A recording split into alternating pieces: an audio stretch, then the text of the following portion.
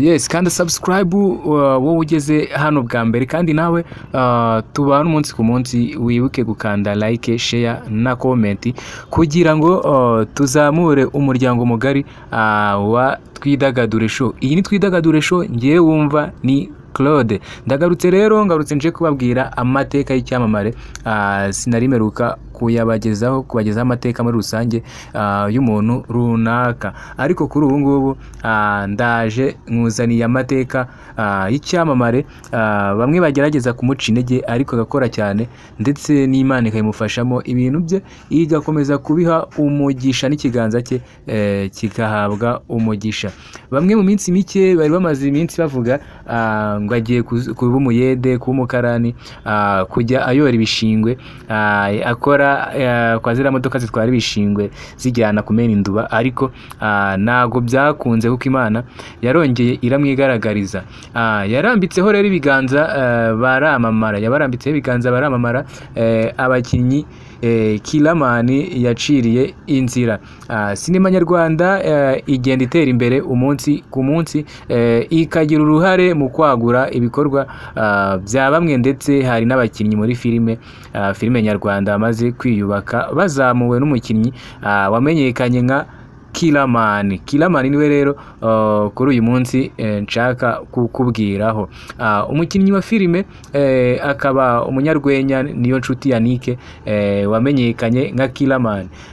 Niyonshuti Yannick, urumva ni Kilamani, we wari umuzi kuri Kilamani, gusa ubu ngubu wamenye amazina ye nyakuri, yitwa Niyonshuti Yannick kabisa, umusore wakoze ubukwe bukomeye cyane hano mu Rwanda, agakora ubukwe butwaye ingengo y'imari itari nkeya, ndetse ku buryo bamwe batangiye kumugira iciro ry'imigani bavuga ko bushobora kumukenesha. Gusa siko biri, yakomeje gukora cyane, aza guhura n'ibyago bamwibacano, ariko kuri ubu ndakeka yaragarutse. Ubu ngubu amashimwe ni amashimwe. Yannick mbibutse ko ariwe Kilamani rero wamenyekanye cyane kuri iryo zina.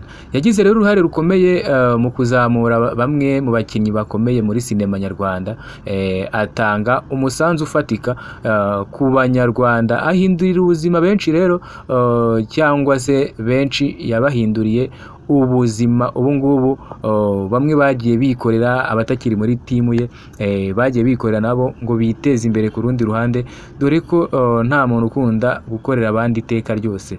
Gusa nyine yabaciriye inzira, ubu ngubu batambuka bemye, bagaca aho yanyuze, aho yaciye inzira, ahari igihuru yahashyize inzira. Ubu ngubu ni ukugenda nta mususu kabisa.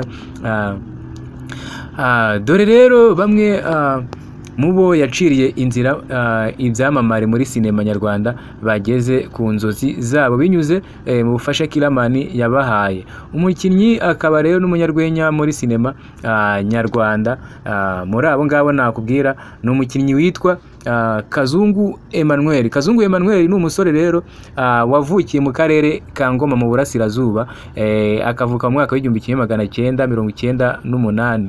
Amazina ye umuziho rero uyu Kazungu Emmanuel yitwa Mitsutsu. Niba utari umuzi, Mitsutsu yitwa Kazungu Emmanuel.